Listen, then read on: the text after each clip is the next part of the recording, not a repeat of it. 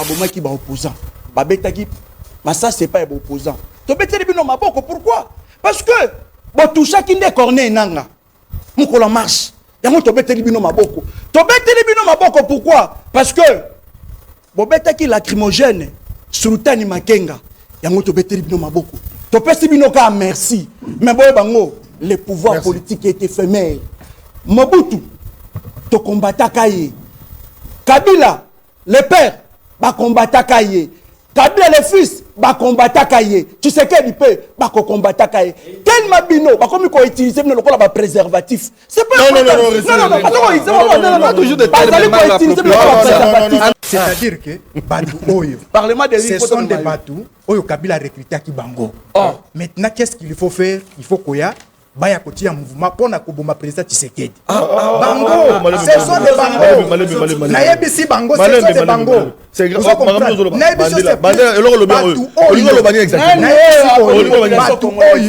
pas la police de Tchoulo? Opposant. Policier de la République. Pour éliminer physiquement Tshisekedi. Non, c'est grave. Objectif na Bango. On utilise l'opposition. Non, mais c'est grave. Accusation de la grave. Pourquoi opposition ça? Faut retirer.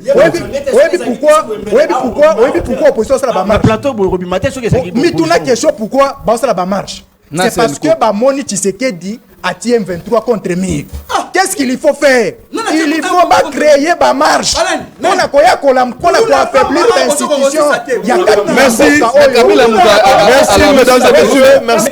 S'il vous plaît. C'est la conclusion. Non. C'est la conclusion. Le président Tshisekedi n'est pas un héritier. C'est un héritier politique. C'est un combattant à première ligne. Et puis, yo comme journaliste à miniature. Zonga na oya yebisa Félix Tshisekedi parce que conseil ministre ozala kalate oyebisa ye soki yo kokota kate yebisa muzitu akenda oyebisa Tshilo Moke Kabila est parti, il nous a laissé en ça. Au moins du combat Kabila est parti, il nous a laissé na balabala. Félix Tshisekedi n'a jamais participé à la marche. C'est un pérenne. Bakangangaï na marche convoqué par Félix Tshisekedi. Toké ko zoye na ba Ben José. Je prends Ben en témoin. Je prends Carbone Ben en témoin. Toké ko zoye Félix pour ton marché. Madame Aïssa Bissoni, papa voyage qui lobby na butu. Donc Félix a eu balabala. Donc comme Félix Kabila nous a laissé en ça, Félix va nous trouver encore en ça. Tobandi yangonde. Et ça, voilà. Tu vois qu'il y a ville morte Simbaki. Tu vois qu'il y a 10 yandombe. On a dit lobby. Et on a dit vendredi le 12. Et ça qui 10 yandombe. Papa, bo Simba, bo Kitabo Matake. Ces pays ici nous appartiennent tous. Non, les habits tout mal. C'est la République démocratique. Référendum de gens en marche. Bon, mobiliser le peuple Nabino. Bon, c'est pas que notamment que na isoloir. Bon, voter oui.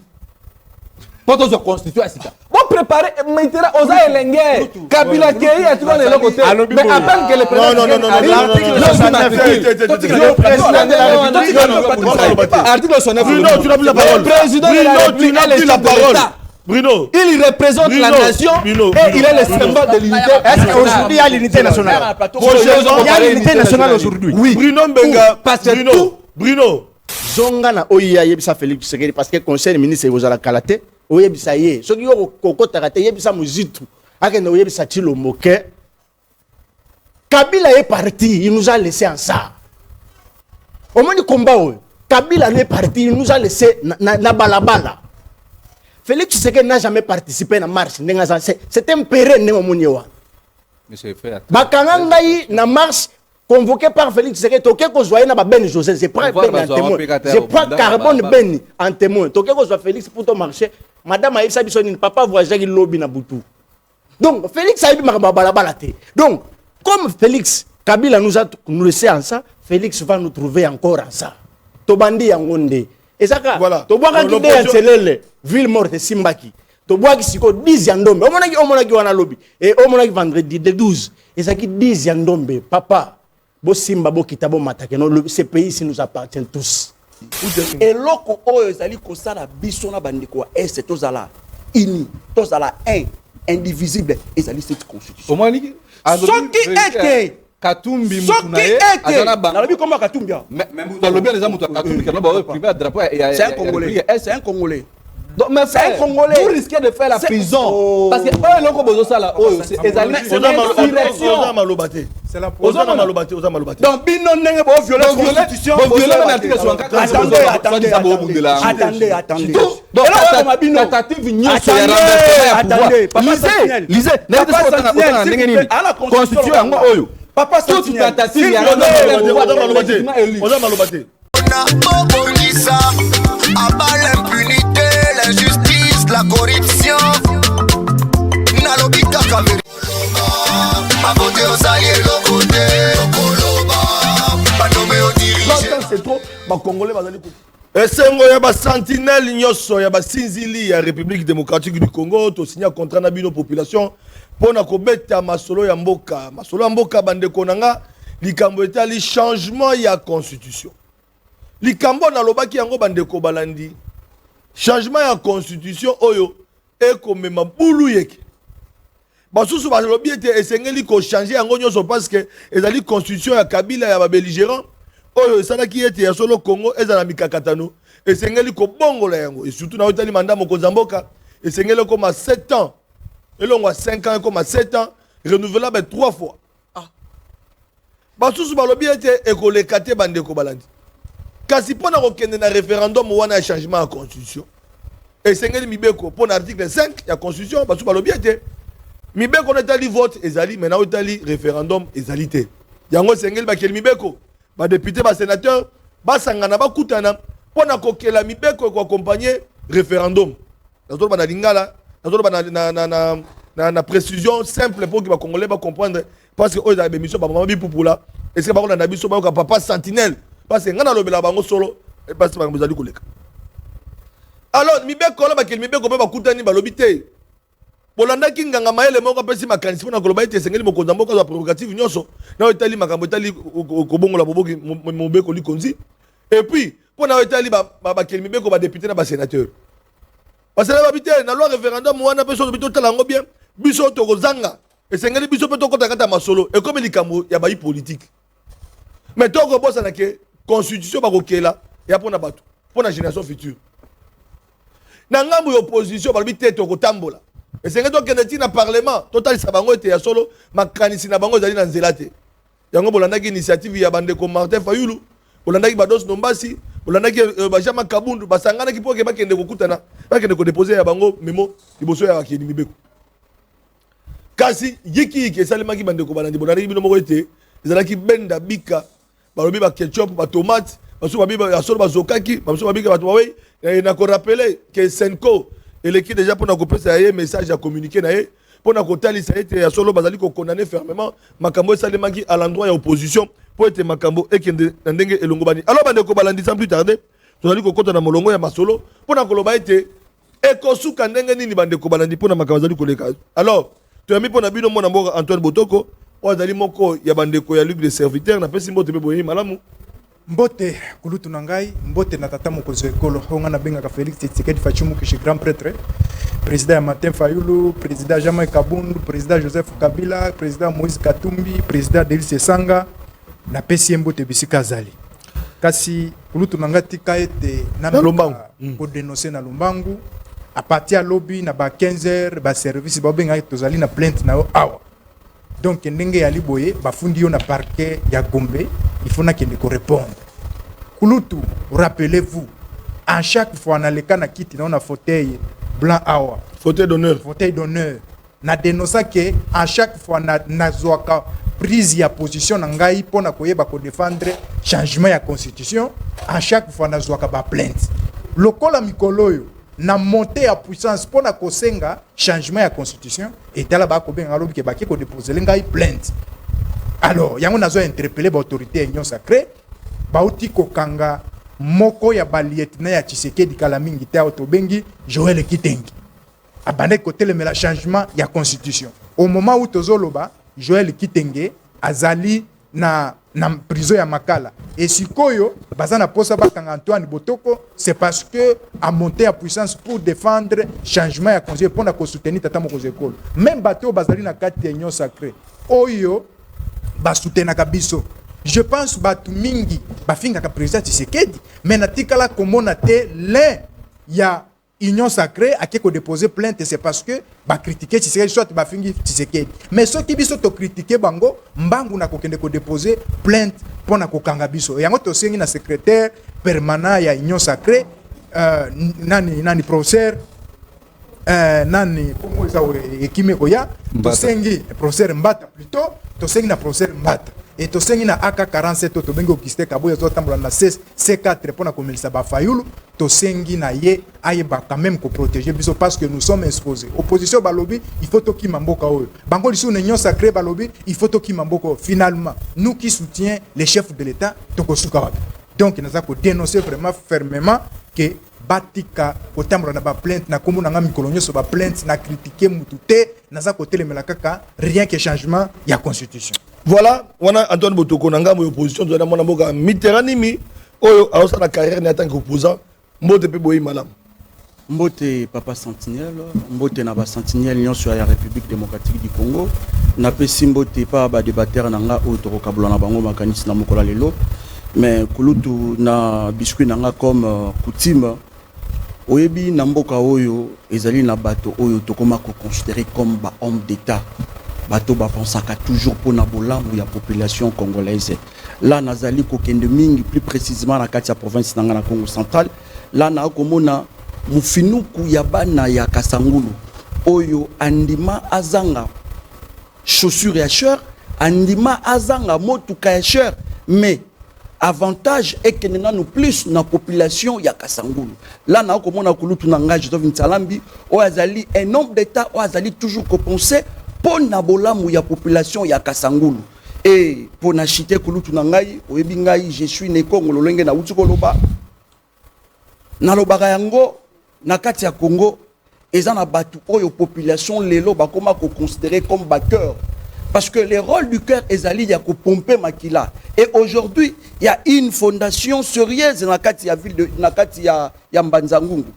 Vous voyez là na komona ba action fondation ndosi bakendaki kosala na mikolo de kaki na kante sénégalais ko kende ko pesa bango ba forage enfin que esunga population bazwa mai et ça la kinga esengo makati. C'est pour cela que awa nazali ko féliciter kulutu nanga Sébastien ndosi ba o lelo azali déterminé ya ko accompagner cette population o bazali ko vivre na précarité. Donc awa nazali ko soutenir la fondation ndosiba o ezali na kati ya province ya Congo central, plus précisément na kati ya Mbanzangungu. Donc voilà un peu kulutu nangai Flavien Roussaki.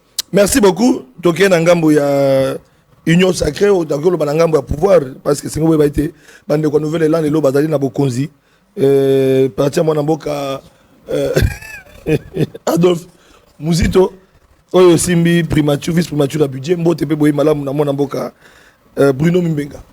Merci Kulutu Flavien pour na lokasa parce que moi mi vole belé na lekani ya wate apesi ndeko Botoko ndeko Raphaël et puis ndeko Mitterrand et puis ba kongomani banso bisika bazwami pour bazolanda biso et puis le 27 juin tous ali na rencontre ngai na ba jeune ya changu na ba mama bana nyonso changu to okutana na collège Saint Barthélemy le 27 à partir déjà il y a 11h tous ala wana ebele bisika oyo to ko solo la ba makambo o etali mboka na biso parce que lelo tozoko ki sa 66 ans d'années après indépendance na biso yango to bengisi bana nyonso ya mapela Siforko abato a quartier 3 bisika to bozana nji na route mokali to kutana na collège Saint Barthélemy ska to solo mais na vous féliciter pe le directeur général Teddy Luamba Mouba parce que bon monaki depuis na mutu ya SNEL depuis le directeur Teddy Ayei il y a quand même amélioration surtout dans les dessertes énergétiques.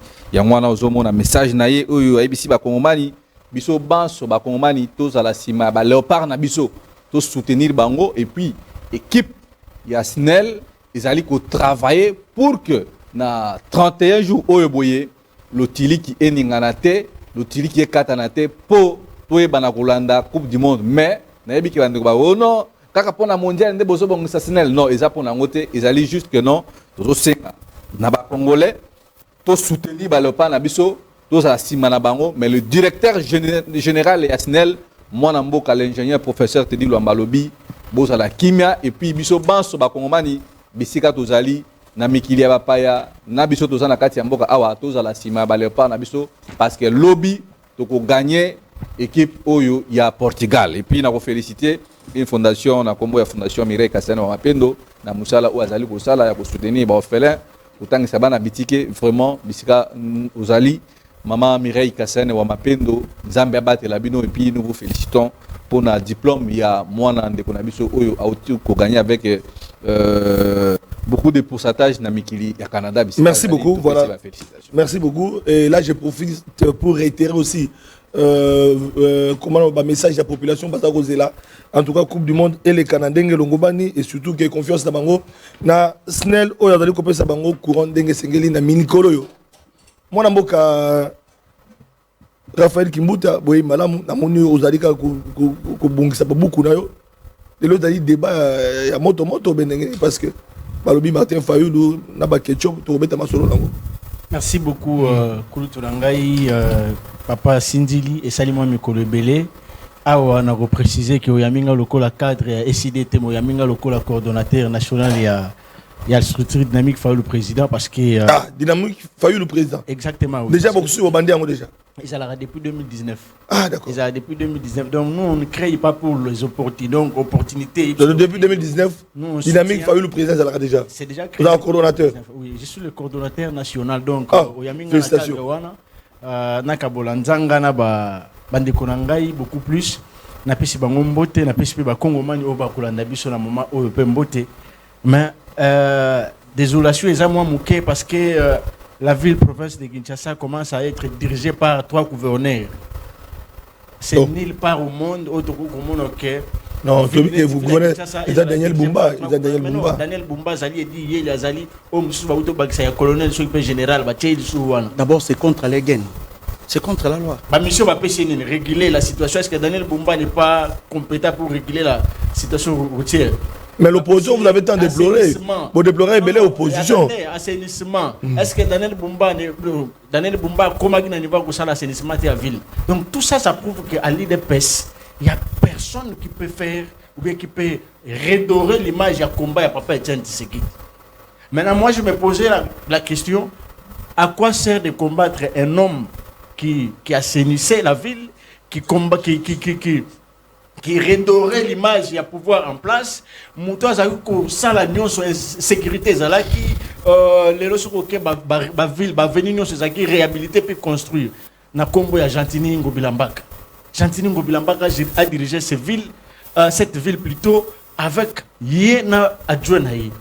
Ce qui me faut réunion sur Chilomba ko chale le soka chagango nanzira ya Gentini Ngobilambaka. Merci, l'état est déjà l'état est passé. La Allemagne d'Afrique il y a zaï ko s'attendre. Voilà. Mais le kola bayaki ko bundisa muto azalaki à la hauteur de cette ville et voilà aujourd'hui ba ko chata 4 gouverneurs. Ba do futa conséquences ya ko bundisa. Ya ko bundisa Gentini Ngobila. Oh nyo c'est ça ba conséquences. Kalamingi te ba o chata 4e gouverneur. Voilà. Bandeko Balandi Bozo Rakeno Gentini Ngobila est toujours réclamé à Makanisi. Il y a Bakinois. On a voté la gestion. Malheureusement oui. OK. Alors parce que nous parlons du changement de la constitution, tout que la loi référendaire, proposition de loi qui à niveau de l'Assemblée nationale, le loi au Sénat, PAG, loi référendaire, c'est pour dire que Bandeko Balandi, na niveau du Parlement, pour la maman pour la comprendre, mais bien qu'on accompagner référendum aux populations là et c'est ngeli ba kelanga ba kilimi be ko ndenge mango balobi article 5 ndenge zali au Kenya l'Assemblée nationale na Parlement pour to ba na Parlement bango nyoso kasi e ko da promulguer par mokonza mboka. Et déjà, nous avons constitution et nous avons changé jamais. Tout le monde est clair. Nous avons le Parlement, l'Assemblée nationale, le Sénat, constitution, nous avons les représentants du peuple dans le Parlement. Nous avons décidé déjà de changer la constitution. Si vous avez des bandits, tout le monde qui est opposition, tout le monde qui est répression, tout le monde qui est soukaki. Et si vous avez des activités, tout le monde est soukaki. Alors tout le monde a décidé. Parce que le lot est bien la casquette Moussoussou, mais comme il s'agit de Martin Fayulu comme candidat président na bango, il y a dynamique na bango, to bandi wana. Alors moi namboka yebi sabiso. Revendication ni bozali na ngona kati ya Dingomba na bino on va soutenir Martin Fayulu comme candidat président ou comme président dynamique Nabino. Comment nous a été l'opposition? Parce que dans ma candidature, il y a des parlement, quand il répression, ça les maquis pour être autorisation de tout le bayango, parce qu'il n'y a pas gouverneur à ville, parce que autorisation, parce que on a ça, mais on a parlé dans l'Assemblée nationale. Alors, changement de constitution, tu as dit comment la loi référendaire, n'est pas au tambola, parce que tu as la mouka, lobby, mibeko kobima, pour être référendum, mais seulement pour changer la constitution, pour millengue liboni. Merci, Papa Sindili. Vous savez. Non, non, problème estalité. Non, non, mais tant ils ont tout ma caméra comme Kende. Non, non. Changement comme il y a en téléchargement. Non, mais tu sais qui bango. Yasu mamba ndotote. Tu sais qui bango que bazaku tu na retard. Attends le bago changeant. Attends le bago changer. Mais avant na comme kuna yambo d'abord faut na bisa na préciser ba kinois na ba kinoiso ba rotala biso que nous sommes dans un régime d'information et non d'autorisation. Ezala Chilombo, Ezala Bumba, Ezala Oyo Bachi troisième gouverneur, mon côté a ko limiter la liberté d'expression et ba congolais nuance Oyo ba ko manifester contre le changement de la constitution mon côté. Donc to kenda ko informer bango que to rozala. Ceux qui ba rejoindre disposition sécuritaire, bango ceux qui ba rejoindre mais ba congolais bazaki na balabala non. Ba congolais bazaki na balabala. Donc ici je tiens d'abord à préciser que la loi référendaire, c'est tout à fait normal. Il y a des députés qui vont voter parce que les députés ont des missions. Michel Liboche a que de légiférer et contrôler. C'est tout à fait, c'est légal. Voilà. Entre eux, c'est légal en tant que député. Non, bon, ça là, c'est légal. Voilà. Mais si on a posé problème, les députés, est-ce que mission est-ce que c'est d'aller protéger un individu au sommet de l'État ou pas? Ou comment? C'est des questions qu'on se pose. Parce que Félix Tshisekedi doit savoir qu'il dirige une république et non monarchie. Non, non. Félix Saza monarque, protéger. Non, il dirige une république. La république, c'est quoi? La république, c'est un système où le pouvoir, c'est une chose publique. Donc, nous avons revendiqué. Donc, mais ce que Félix veut que de s'accaparer avec le pouvoir, là, il faut qu'il dirige un monarque. Donc, on a déjà attendu. C'est ça. Loi référendaire et le tambola pour la promulguer. La loi référendaire est pour qu'on la voter ou promulguer. Mais ici, le problème est que c'est de changer cette constitution. On se pose des questions. On va changer cette constitution sur base de quoi? Quelle est l'opportunité de changer cette constitution?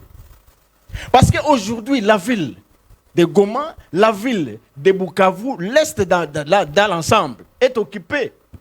Est-ce que c'est la Constitution qui interdit, qui interdit plutôt à Félix Tshisekedi d'aller reconquérir l'Est de la République démocratique du Congo? Ce n'est pas la Constitution. On a compris que c'est son incompétence. Donc Félix Tshisekedi veut se camoufler dans cette incompétence à mon Constitution. Ce que kangi misu na pouvoir na bango parce que nazana deux garçons y a pouvoir bango mi balé. Pas deux garçons, deux messieurs. Zala calme monsieur. Zala calme. Biso za ba garçon na hote. Zala calme. Zala calme. Sois poli au moins. Donc bazo peut sa biso impression que za pouvoir ya Kabila. Ce que kangi misu donc en face de nous avons un pouvoir ya Kabila. Pourquoi? Parce que Kabila azalaki kosala ba répression au monaki yango le 12 et salamaki. Mais Kabila a kosala tout bien parce que Kabila a respecté Kimbuta kopesa bino autorisation. Mais oya bango ba kopesa batu ba komi ko limiter voire même ba limite ya liberté d'expression ba congolais. Ça c'est première des choses. Répression ibandaki komonana. Kabila tolobaki que no Kabila c'est un sanguinaire. Donner les policiers ba accompagner ba garder. Azana 5 minutes derrière aussi. Yo zela aux maloba. Ça l'a chité. Kabila a sala qui répression na uti kolobango ndeko tika ko kimisanga fil d'idée. Kabila c'est un dictateur qu'on a traité de tous les mots bisonyo sona bato IDPS na bato na Tshilombo y compris Tshilombo. Mais aujourd'hui Félix Tshisekedi est plus que Kabila. Aujourd'hui Tshilombo est plus que Kabila. Pourquoi? Parce que ceux qui au tali au salamaki mokolo ya vendredi si je ne me trompe pas. Mais ça plus que jungle. Tozaki liboso ya ba policier tozaki en face ya ba force du progrès. Ambié en tenue militaire et en tenue policière. Tozaki en face ya ba force du progrès. Qu'est-ce qui s'est passé? bako kanga ba jeune na biso omoni ba jeune bazaki na balabala na tellement que résistance ezaki makasi bako tia bango na mituko to benga kabasele na kati ya mituka ya bakabasele il y a des machettes neufs na kati ya mituka ya kabasele qui a acheté les machettes neufs balobi c'est comment il s'appelle je qui mène Chabani à Sombaki pour que munitions ya ba policiers ezala quitté gaz lacrymogène ba menduki ba mai on a des informations na proposition je te dis que j'ai des informations très sérieuses comme pas possible. J'ai des informations très sérieuses concernant Kabouya et Jekmen Chabani. Alors, ba machette wana ezaki que soki ba policier ba lembi ba ko kabola yango na force de progrès pour nous massacrer. Pour tuer, saccager l'opposition. Après vané, nda omoni ba leader nyonso bazaki au front, bazaki touché. Alors toi retenir. Maintenant moi, je suis en train de je suis remarqué comment on a celui-ci Bobenga Augustin Kabouya. Augustin Kabouya est tout sauf intelligent. Il est tout pour nous supporter. Il est un grand président intermédiaire Moza Zoba. Il est tout sauf intelligent. Comment expliquer Moutou Azoki au Kolobakeno Moutou Anache Ache Soki ketchup Soki Penin? La différence avec l'opposition actuelle les années. Bango Bazale Kobenga Biso ba marche, Bango Mo Bazaro participer. Alors ils sont en face d'une opposition, on ba bengi marche, Bango Mo ba leader ba yé. Et maintenant, cacophonie ko sala mobe ba ko maîtriser pourquoi parce que Martin Fayulu, c'est résistant au sala ba aventure té. Delis Sanga, okolo ba kutute. Nani lisusu oyo nani Katumbi kutu yomoko yebi ke Katumbi c'est vraiment quelqu'un de terrain. Soko ye lisusu na mwana mboka Jean-Marc Kabund nde muta fabrica Kabuya fabrica Chilomba fabrica presque tout le monde na l'IDPS. Ayebi même force du progrès comment ça fonctionne. Donc aujourd'hui, Félix Tshisekedi fait face avec une opposition au Ezake, au fabriquer voire même l'UDPS. Donc pour dire que comment Nabiso Zalaki que changement de la constitution et la kosala et le capete ko tikala pe kosala. Attends le référendum ils a voté promulgué. Attends ils a promulgué. Attends Félix a bandi campagne. Merci beaucoup. Changement de la constitution parce que c'est l'unique, c'est le meilleur constitution Moutou azana likanisi. D'accord. Ou bien réviser ou bien changement. C'est comme la likanisi ko violer maman na ye. Donc Félix c'est comme comme na likanisi ko changer ou bien réviser constitution oyo. C'est comme la likanisi ko violer maman na ye. Non. Donc personne va changer la constitution. Faut retirer. Qu'est-ce que je retire? Les Angaïté moi je paraphrase Mbata. Alors, donc ici, je précise bien que les Congolais sont très calmes. Ok. Le président Martin Fayulu a dit si Félix veut changer la constitution, à retrouver Nanzela Naï. Ok, merci. Il va nous trouver, nous tous là. Ok, merci beaucoup. Donc, l'opposition, jusque-là, vous êtes restés déterminés. Ok. Donc, il y a un Mbenga parce que. Les abandés qu'on peut changement de constitution en Angambo ya nouvelle élan. Alors, qui bande qu'on a bino, malgré la répression, malgré ceux qui ont résisté, mécanisme bien que loi référendum dans le parlement l'équipe même a promulgué ango. C'est bon été beaucoup de na bango à côté kango les caté. Et puis bango ne pas opposition bango bimana balabala. Parce que idée peut être bimana balabala té bango ne pas bimana balabala et bango keleti na suka. Bolobi bon Nangambo nouvelle élan. Oui. Nangambo ya yo.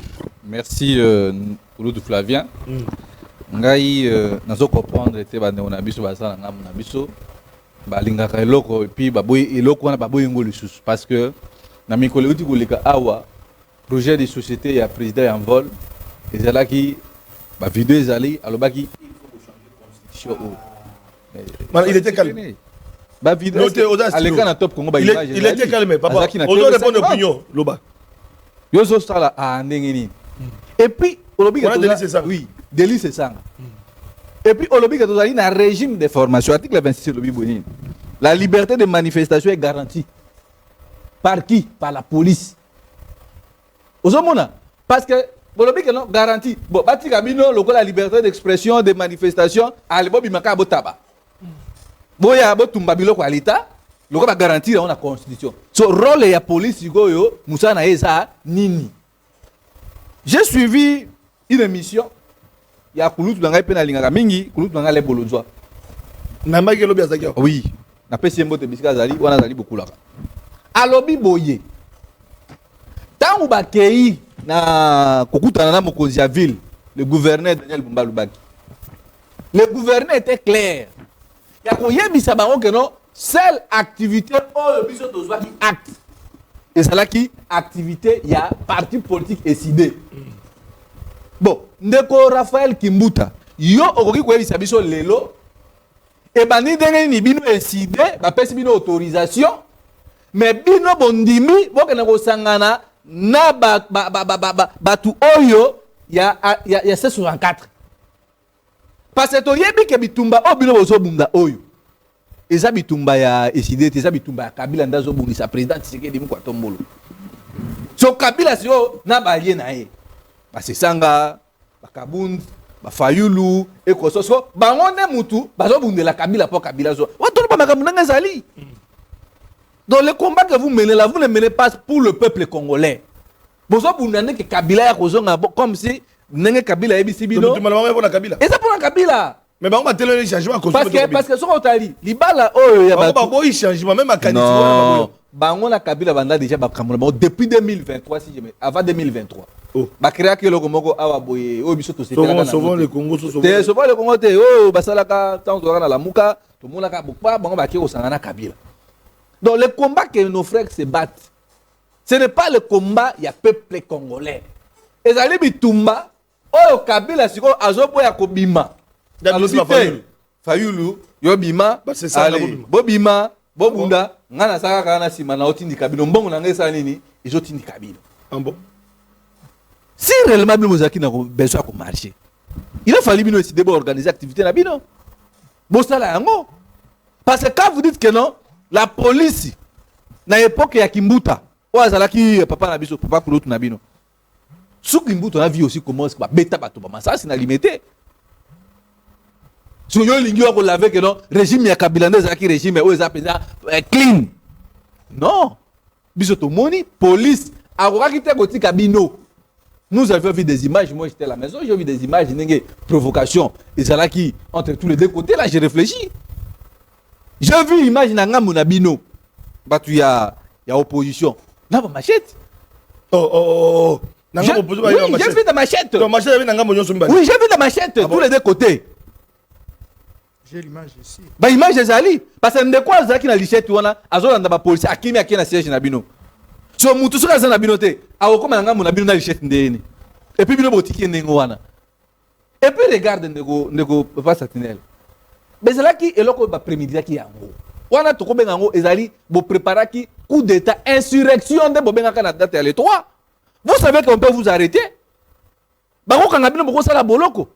Parce que muto azali l'homme konzi to boya eto lingae. C'est lui le président élu en 2023. Vous le savez parce que le président faut le reconnaître le pouvoir du président Tshisekedi.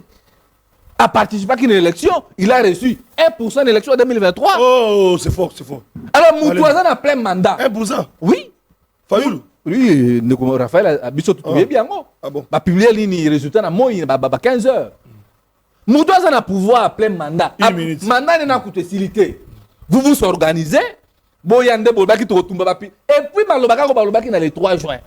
C'est les mêmes paroles qui sont revenues. To tumba mituka, batumaki mituka vrai ou faux. Ils sont brûlés de voitures. Et puis les stations na bango de Flavien na banalizo na sali. Les stations za ki ba ko tumba palais du peuple. Oh. Batumba stade de martyrs. Mais le palais du peuple est inviolable, non? Mais oui, c'est inviolable, mais bango ba qui n'était pas Kotumba palais du peuple Batumba martyr. Vous savez ce qui Kotumba. Mais ils étaient préparés na bazaki na bakarbilan. C64 Kabila s'organisait à Tchaki Mituka. Na butu activité à le 12. C'est même nous en nyoswana. Babana batu ya 64. Babana ikolokota ba pine tina changu batamboli na remorque mo ba olokota ba pine. Ba pine mando sana ngoni. Il va piner en serva qui va tomber boulevard. Tant que vous tomber boulevard, vous évitez non coton goudron c'est de l'argent. Alors bien bolingi bobimi policier akangi maboko po abete na bino maboko bobimi sabilo qualité. La police a un droit au cas où que non angouema batoleki. La police peut utiliser tous les moyens. Même aux États-Unis tout le monde a kayango. Même en France, les gilets jaunes, tout le monde qui commence que tant que police a encadré marche, tant que marche est débordé, qu'est-ce que la police avait utilisé? Elle a utilisé qui matraque. autilisaki mai autilisaki répression mpona kozongisa bo violer établissement public. Donc moi je pense que déterminer bango babandi nde baction. Non, baction wana référendaire et les cas et la promulguer bango tali bango te la constitution oyo changer ngo te ndeko ezali opposé à péter on ande babisa non babi babandi bala bala mani makamba constitution ezali ba réforme parce que patron na bango Kabila asala pe ba réforme a changer. Il y a changement. Oh, il y a révision. Non, qu'on changer. Non, c'est pas réforme. Qu'on changer la réforme. Ou comment changer, ce sont des réformes. Voilà. Donc le président Tshisekedi Tshilombo Antoine, il a plein mandat et puis plein devoirs, droit même à mener la réforme dans mon ambition. Moi, je pense que voilà. Kabila Zobo Misabino. Les élections auront bel et bien en 2028. Yebisa président Martin Fayulu s'organiser. Parce que tu as une élection, la constitution est si car. Ah bon. Non. Il y aura une élection, mais la constitution est si car. Donc, déjà. Mais oui, cette année aussi. Déjà. Tito comme fin décembre. Merci. On aura une nouvelle constitution. Bon, moi, je n'ai pas défié. Mais que le coup là, député déjà, représentant un peuple. Voter, on a Sénat. Sénat, c'est une lecture. Donc, mes frères, préparez vos élections. Parce que le mandat, vous avez 7 ans. Voilà. Mandat, vous avez 7 ans. Renouvelable 3 fois. Non, maintenant vous avez 7 ans. Renouvelable 3 fois. Ouais, non, le mandat ne sera pas. Le mandat ne sera pas renouvelé. Mandat vous avez 7 ans. Point. Ah, une fois. Mandat vous avez 7 ans. C'est-à-dire que le renouvellement est causé à la tête. On peut ça. Nombre d'années. Donc maintenant, président Tshisekedi aujourd'hui. Non, président Tshisekedi a construit plus à Tongi Banzé. Opposition, voilà. Il a créé d'abord aux jeunes. À Tongi Banzé. Moi, je vais de Bandou. Vous avez bénéficié à Bruno Mbenga. Comment ça? Merci beaucoup. Donc mes frères, préparez les élections. Mais je condamne pollution à le président Martin Fayulu. Ah, on a condamné. Oui, parce que le président Fayulu, ce n'est pas n'importe qui dans ces pays. On doit quand même respecter ces leaders-là. Bien qu'il y ait une déviation, il y a le président Fayulu. Et le président Fayulu doit comprendre que j'ai déjà collé. Benda wana bana na omona bango wana bandeko na benda président Fayulu bango pe bango moko na kati na bango Kabila pe pe filtrer bango bosala Fayulu mabe omona que non bakwa ko luka ono c'est le pouvoir là on a appelé ça président Fayulu yango wana donc j'ai poussani abanga bana wana baza ba to baza na ba beret rouge bango balukela à tout moment. Merci beaucoup. Et je demande que notre ba luka pollution ayi ko gogola na le président Martin Fayulu na bakanga parce que mission na ezala kité ya ko betala président Fayulu. Merci beaucoup. Voilà iterani mi asatimbeli bino na mona sasimi constitution abandi okoma banda abandaki okoma na bete maka. Voilà iterani mi bolinga te changement ya constitution pe mandat 7 ans. Et puis pour que cette année prochaine année oyo na décembre bazo bongo la constitution et puis élection comme ça en 2028 na constitution sika. Voilà. OK. Merci beaucoup Papa Sentinelle pour une question très pertinente, mais avant de répondre à la question comme d'habitude il faut na sala moi recadrage mo chirurgical parce que Bruno Mibenga à l'époque c'était une personne aux populations bandé pour croire naïe. Pourquoi? Parce que le peuple les croire naïe. T'es noté. Non, Mitterrand était calme. Nous tous nous parlons. Mitterrand était calme. Parce que noté Mibenga, noté. Mitterrand était calme. Kabila Boma Mitterrand pour la première fois dans Mitterrand va calme. S'il vous plaît, sope bazuma loba botik la mpe tambaloba. Voilà, je te protège. Bruno Mibenga à l'époque la bandé ko considérer pas un peuple congolais. Pourquoi? Parce que azalaki moko abajene abandaki ko kanisa malamu mutu nae bandaki ko sala réellement musala nango ya ko réfléchir. Mais dommage que depuis Bruno Mibenga a commis na kati ya union sacrée, cela veut dire basali inverse na place mutu et réfléchir mutu azali ko réfléchir te comme libumu comme réfléchir ba comme ko liambongo ya pouvoir ba comme ko lata na mbongo ya pouvoir. Donc, il a perdu toutes ses capacités. Donc, je comprends, c'est pour cela que vous allez côté la matière. Vous allez la matière. D'abord, on a lobby, on a la recadrage. Attendez l'article 26 de la Constitution. Article 26, c'est lobby nini. Et lobby, la liberté de manifestation est garantie. Par qui? S'il vous plaît. Le lobby est garanti par la police. C'est ce que tu as dit, non? Quand on dit la Continue, non? liberté de manifestation est garantie, cela veut dire quoi? C'est-à-dire que la Constitution reconnaît les droits de manifestation dans citoyens congolais nyonso.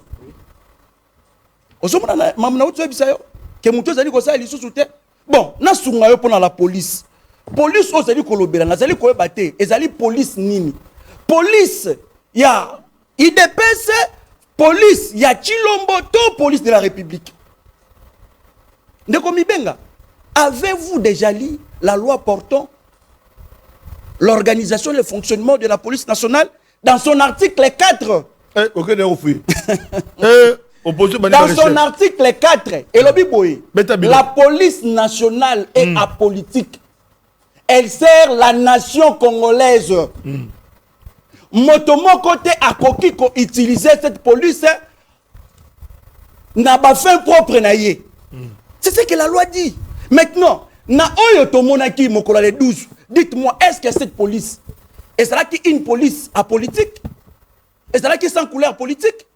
Est-ce que là qu'on a pour protéger la population conformément à la Constitution? Parce que la Constitution, si je ne me trompe pas, dans son article 186, je ne me trompe pas, et lobby, la police azali na mission ben moko.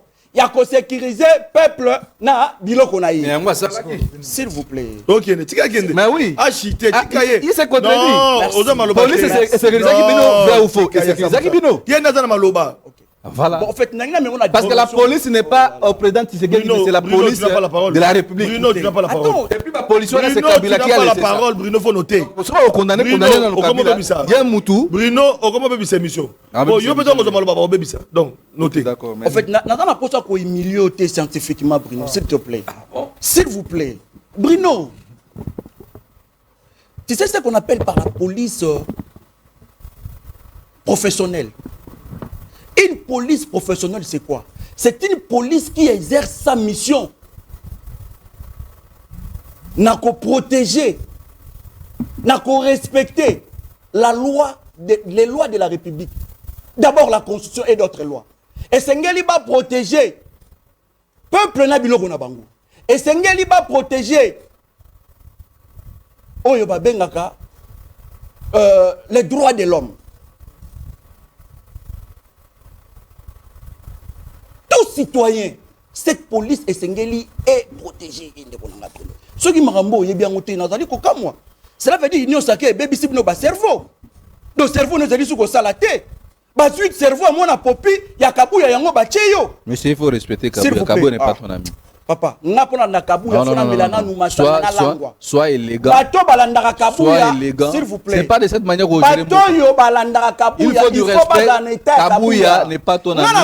Kabouya, c'est un député. Kabouya, c'est un président d'un parti politique. Il faut les respecter.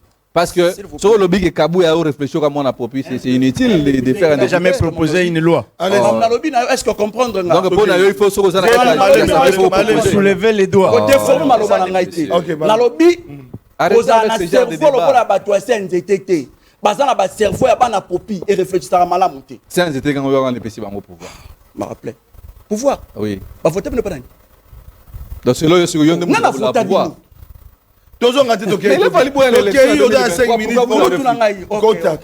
Kota. Bon, kulutu. Nalingi nanu na me débat na niveau mususu. Wapi. Tout ça un peu une étude comparative. Il y a époque à Kabila, Assemblée nationale à Kabila, Sénat à Kabila, na Sénat lelo, il y a Tshisekedi. Tout mais un peu comme ça la étude comparative. N'importe à Kabila, tout ça qui sous état de CHT. Tout ça qui sous l'état d'urgence. Mais Kabila a modifié la constitution. En 2016, pour Aluka, article dans le pouvoir à Salaka Yangote. Il y a un dicton, il y a eu de rumeurs. Pourquoi? Parce que l'UDPS a l'ingaki attaque la population congolaise mon pépé. Au lieu d'attaquer la bango maï, mais attaquer les bango mon pépé. À cause de bango que Kabila cherchait à modifier la constitution, cherchait à changer la constitution pour attaquer l'empereur.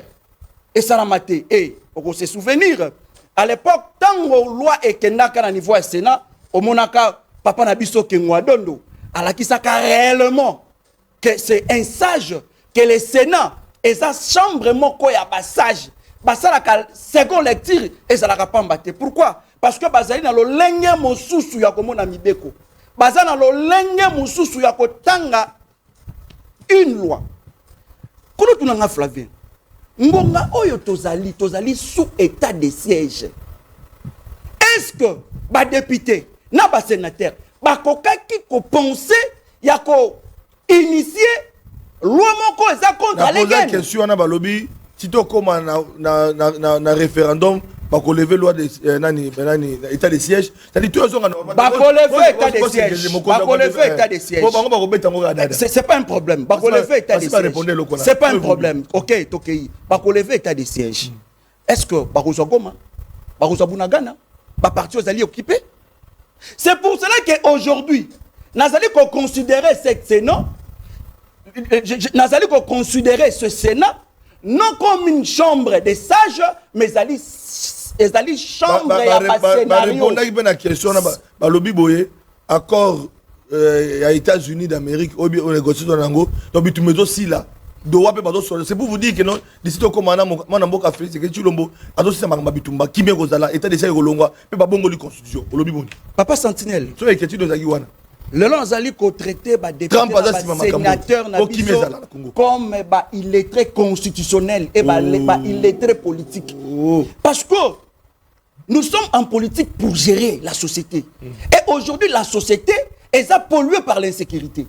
L'Est de la République du Congo actuellement est allé assiégé. Est-ce qu'on a dit déclaration? Il y a Patrick Mundeke. Une minute. A Outi Koloba Boye. Soki Kaka Neko Tshisekedi a changé constitution. Bango directement bako imprimer ba drapeau ya République de l'Est. Et loko o ba tobele ba sali ko comprendre te République de Kivu. Soki lelo biso na bandeko bazali na est tozali na nous papa moko maman moko et là vous allez ko biso ezali cette constitution.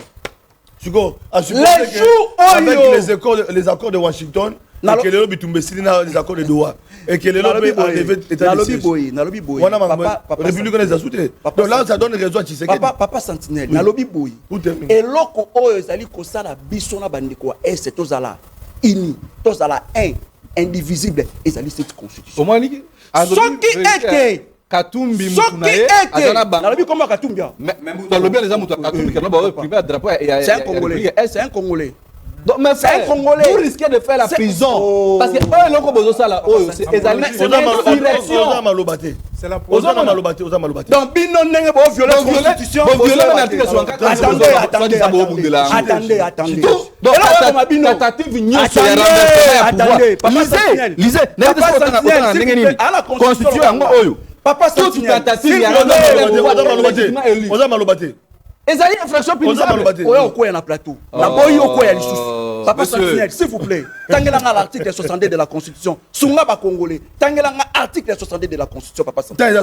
Donc Katumbi vous a armé pour la pouvoir. S'il vous plaît. Article 62 dans ton article 62 le biboy.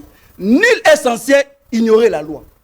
Toute personne est tenue de respecter la Constitution et de se conformer aux lois de la République. Nul, même le président de la République, il est censé de respecter la loi. Il est dans l'obligation de respecter la Constitution. Merci. Papa Sentinelle, Papa Sentinelle,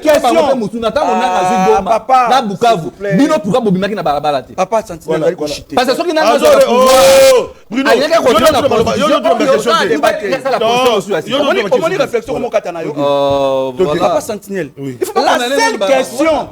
la seule question on a poser par grand leader il y a grand Kivu parce que les Kivu il n'y a pas un grand leader du Kivu le grand leader en termes de superficie il y a 128 000 km². Ok, cela veut dire quoi? Ezali la forte densité de la population, Papa Sentinelle. Aujourd'hui, merci beaucoup Ulutu 5 minutes. Nakoyebisa ba kongomani nyonso ke soki boyoki mutu moka ina slogan ya ke eske constitution ni mutezo pekisa Tshisekedi asala malamu slogan wana yuti na Rwanda ezalaki bien préparé mpo bakotisa bakongomani na mutu bakotisa bakongomani na mutu bakongolais bayebake o Tshisekedi alingi asala constitution boye slogan na bavandaki na Kigali babimisi slogan wana mpona kopesa désinformation mpona kokotisa matière ya mabe na mitu ya bakongomani c'est Paul Kagame mutu abimisi slogan wana donc boboyaka yango et puis ya mibale nazo soutenir encore et bravo na ba force du progrès c'est parce que va respecter la constitution l'article 67 de la constitution. Oui, il lobby que tous les Congolais ont le devoir de protéger le bien public. Article 67. Article 67 de la constitution. Donc, le col batu oyo, il y a incidé, bayaki na batramot na ba machete pour na kokende ko tumba palais du peuple. Et yango mona ki ba kongomani. Opposition de bandaki. Oui, yango mona ba kongomani. Batelemeli yango, balobi te to protéger Assemblée nationale parce que ça bien public. Ah bon? Donc, ce qui bango. Donc, ma force pour mais on a dit Senko a passé communiqué, a condamné ma force. Senko a condamné bango. Mais yo okumisi bango. Senko problème na. Va défendre. Senko des problèmes na Senko ezali, il faut neutraliser mutunyo so yazo ko soutenir Tshisekedi pour permettre que M23 opposition ba matériel Tshisekedi na Mukongo. Parce que bayebi que force wana pour na yango il faut qu'on neutralise l'M23 lelo Senko. Est-ce qu'il y a koki ko condamné batu ya folo bazali na batramotina na la kiso ba vidéo ate Senko a koki ko condamné bango? Je pense que c'est non. Senko azali parti politique oyo et sous-traité ka ba opposant. Soki abandi ko sous-traité ba opposant na simana akoya nini akoya kolobake nazali au milieu au village alors que azwakaka par moko Senko n'a jamais condamné n'a jamais condamné Bayfort même il y a président de la République qui était allé même plus loin à côté à gratuité de l'enseignement c'est Mutatelemela c'est Senko l'église catholique Mutatelemela lobby jamais tokoki kondima yango et ya na bekol na biso vous en comprendre donc Senko bakanga miko na bango opposition qui même les États-Unis opposition qui même les États-Unis les États-Unis awa président Donald Trump article 67 oui vous avez président raison Donald Trump vous avez raison tout Congolais a le devoir de protéger la propriété les biens et intérêts publics et de respecter la propriété d'autrui. Voilà. Très bien. Ce sont des Congolais. Ce sont des Congolais batu babimaki pour na ko protéger bien wana. Na bien public. Vous allez comprendre. Pour na ko protéger bien wana. Donc na sens là mais ceux qui battent opposition na koyebisa bande konanga en face. Il faut komesana na ba règle de démocratie. Bon mobiliser population na bino. Boyebisa bango ke tokende pour voter référendum. Ce qui va boycotter, là c'est bon. Mais ndenge bovandi wana, bolobi tokokende na makasi, tokokende na boye, tokokende kosala boye, tokokende kosala boye. Non, ezali yango te parce que parce que bokutana. Comment je réponds l'opposition? Ou à l'obi que ata loi référendaire leki, ata ma promulguer. Bokutana na bango parce que ezali début d'activité na bango. Donc on ezali début. Allez bolonja la souligner ici. Est-ce que biso tozali basi na bango? Oh papa. Biso vraiment ndenge biso toza basi na bango. Biso ne toza basi na bino. Kongo ndeza bino. Kongo ndeza famille Tshisekedi. Biso Antoine Botoko. Tozali penda basi ya bafayi. Antoine Botoko poste ni ba peso. Ba domination uti ko sala ma aba nomé yo. Soki balandi ba nomé yo. Ba nomé yo, ba nomé yo. So yo Kabila zaki na ba nomé yo. Ba nomé yo. Ozo déranger ngai. Ba sombela ta pine so boka te ba peso tsaka ta na ndako. Soki lelo. Ozo atala makanisa so ba ta. Ozo biya ya Kabila te. Yo biteka na sana facture. Soki Kabila zaki na pesa bongo. Ah bunda bitu na banga. Yo ba benga na Kabila forever. Oui pourquoi? Eh boko ba privé. Non parce que toujours un sujet, toujours un sujet. Est-ce qu'on a plus quoi vendre kimia? Parce que ne ba benga na Kabila forever. Toujours un sujet, toujours un sujet. Ngana yebi secret. Na yebi alors répondre ngai. Opposition balobi boy. Antoine Botoko landa ngai pour terminer parce que comme souka. Opposition à lobby bon mata bo kita bo lekisa loi référendaire bo kende bo zonga constitution boko changer yango te boko kutana na bango na nzela et d'ailleurs ba rappeler IDPS ba manifestation sur opposition tango kala IDPS organiser ba manifestation allez bolonja tout nenga manifestation nini IDPS organisé il y a ba marche mais bango bano ya na marche il faut lui organiser la misusu allez bolotwa oui allez bolotwa c'est pour dire allez bolotwa ça na PPRD donc na obi boy yo ka question ka cité so yo za na marche IDPS organiser ka loba ngo petit après tout na question la de siko abi ke non ndenge za wana bango ne ba kolo ba manifestation ba bandit ko nde début manifestation siko tina suka console le kate allez bolotwa mbalane peut-être ya liboso allez bolotwa opposition ka na lobi boy allez bolotwa mbalane ya liboso a marché na vie na mobile. Vous comprenez? D'ailleurs, écoute, a marché à quitter. Parce que parmi les attends, moi aussi. Ayeka ka babi mina bana ba ayeka ba filmer à Longo. Ayeka ka filmer à Longo. Oh. Parce que leader réunion so bazwa ki masasi. Sauf aller bolojo. Ah, leader so bazwa ki masasi. Vous comprenez? Leader réunion so ba lobby bazwa ki masasi. Sauf aller bolojo. C'est-à-dire que a marché à quitter. Vous voyez ba théâtre yo Maté fallu aza kosala, c'est-à-dire que biso toyebi yango. Merci. Marche au balobi que IDPS a tiré jamais qu'on marcher pour répondre à la question na yo. Ngai. Maté Fayoul, Vitar Kamer, Tovana na triomphal. Lorsque secrétaire Bruno Mavungu a ke Belgique a lobby, IDPS a côté que la ko marcher té. Ba militaire ya IDPS.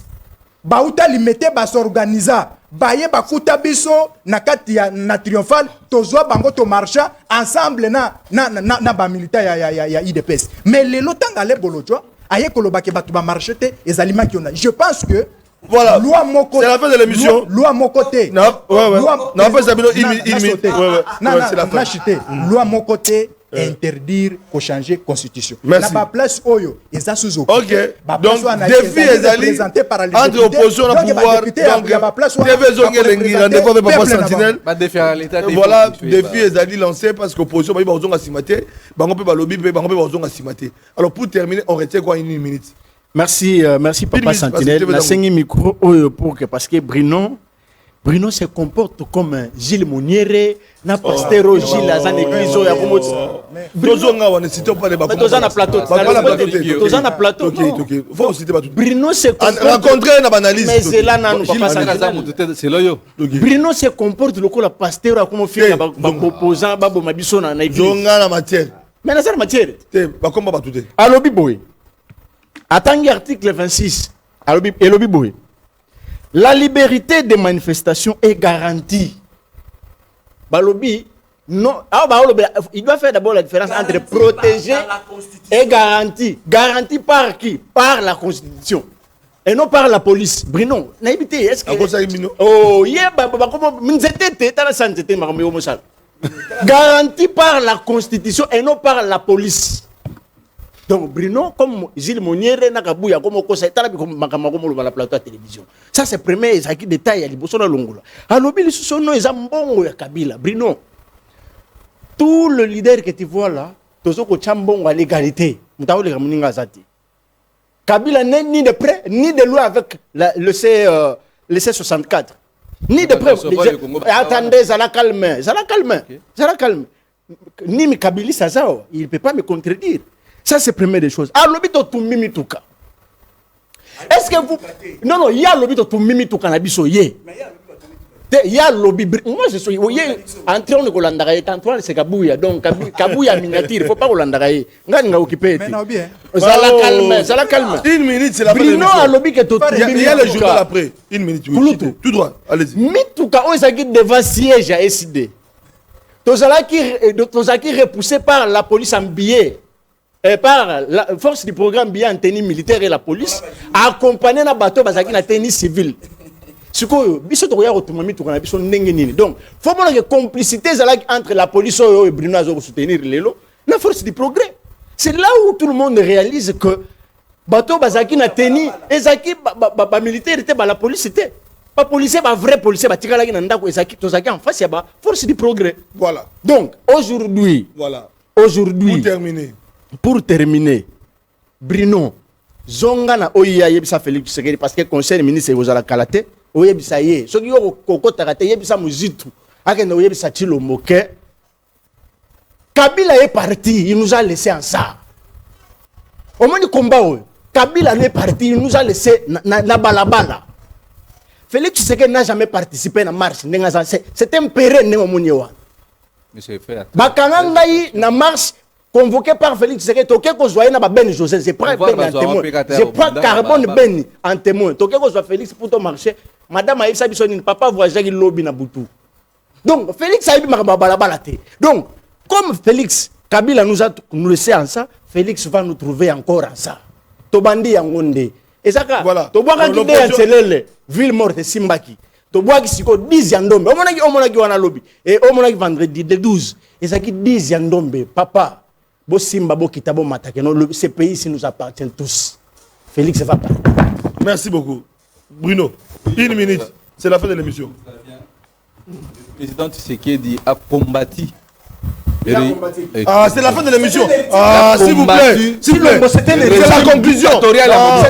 Non, non, non, non, non, non. Il doit savoir que Félix c'est un héritier. C'est la conclusion. C'est la conclusion. Le président Tshisekedi n'est pas un héritier. C'est un héritier politique. C'est un combattant à première ligne.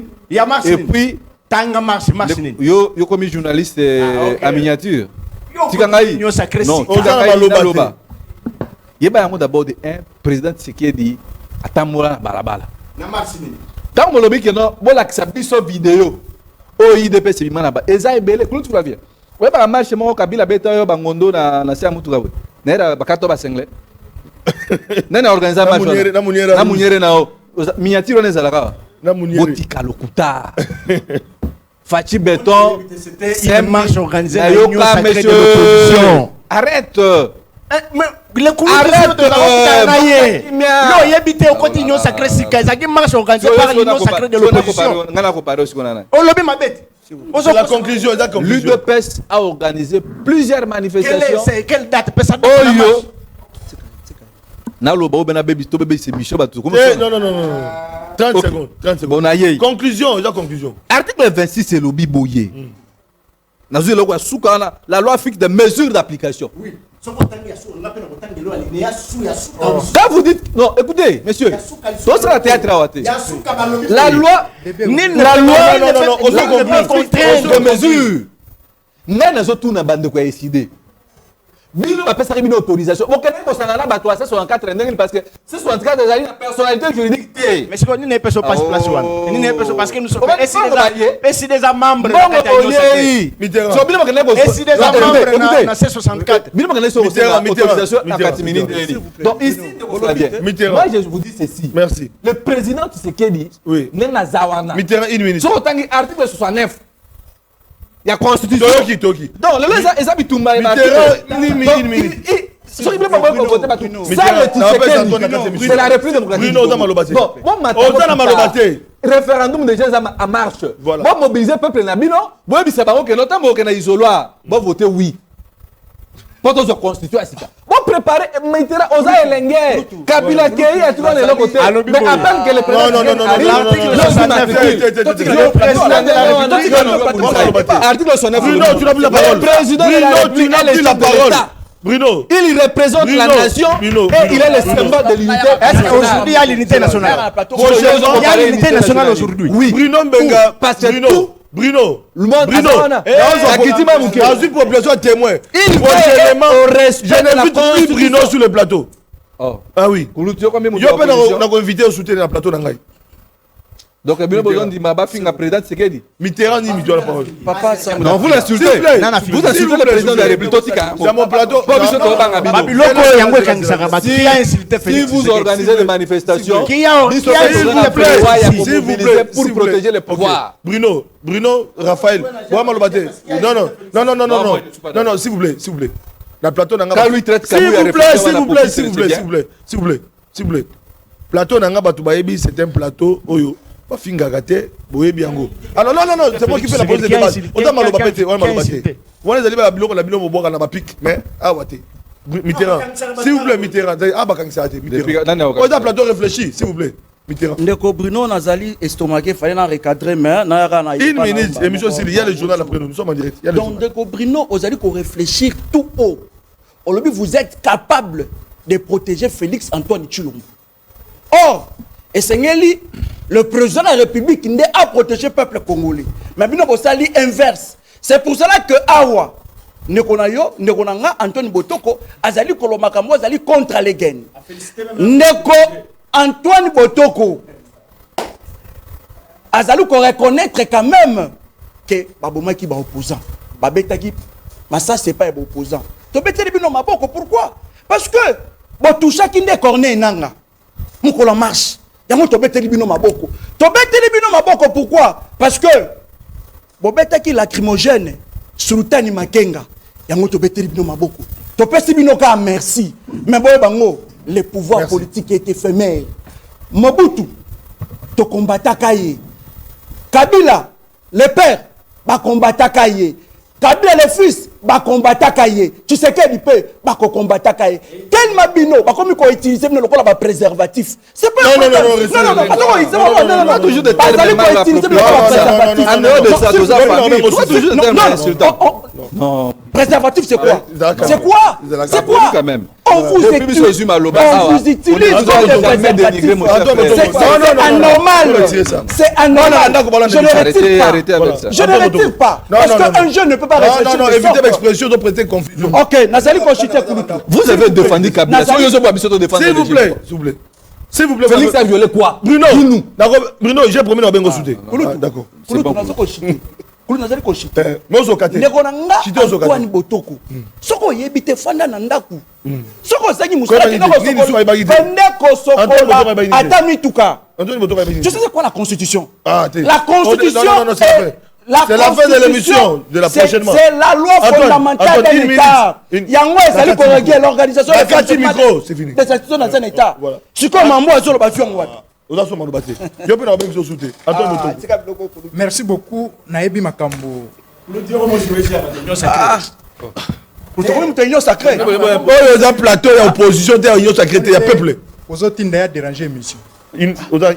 Ça, ce n'est pas. Rappelez bien, au plateau et union sacrée, il y a opposition. Il y a peuple congolais. Je pense que Makambo ndeko mitera za oloba. Naebi te soki uti na balabala, soki uti na bakadoko. Donc sens nango zoyeba na même té. Hein? Oh Antoine Botoko, oh boye. N'a pas comprendre peloko. Même population. Même population n'a évité cette population à comprendre des nines. Oh. Na makambo mitra. Donc, c'est-à-dire que Batu Oyo. Ce sont des Batu Oyo Kabila recruté à Kibango. Maintenant, qu'est-ce qu'il faut faire? Il faut qu'il y ait baya kotia mouvement pour na koboma président Tshisekedi. Bango, ce sont des bango. Na yebisi bango, ce sont des bango. C'est grave. Na yebisi n'est-ce pas la policier de Tchoulo? Opposant. Policier de la République. Pour éliminer physiquement Tshisekedi. Non, c'est grave. Na yebisi objectif na bango ezali. On utilise l'opposition. Non, mais c'est grave. Accusation de la grave. Na yebisi ezandenge. Pourquoi opposition ça? Faut retirer. Pourquoi opposition ça la plateau Borobi matin ce que c'est. Mituna question pourquoi ça la marche. C'est parce que Bamoni Tshisekedi a tiré 23 contre Mir. Qu'est-ce qu'il faut faire? Il faut pas créer ba marche. On a koya kolam pour affaiblir l'institution. Merci. Merci mesdames et messieurs. Merci. C'est la fin de l'émission. C'est Kabila.